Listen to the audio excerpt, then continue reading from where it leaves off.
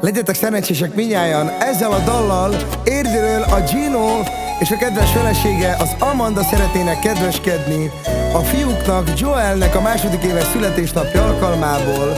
Továbbá köszönti a Joelt a húga, a Brielle, és ezzel a dallal kívánnak nagyon sok boldogságot, örömöt, erőt, egészséget a Joelnek, és szeretnék kifejezni ezzel a dallal, hogy mennyire szeretik őt. Tavasz jön és tél is újra, de amikor hozzám bújva halkan suttogod, apa szeretlek. Én is szeretlek, Joelem, téged jobban, mint az életemet. Neked adom én a szívemet. Te vagy a tavasz téli éjszakában, a legszebb szerelem a nagy világban, és a rám neve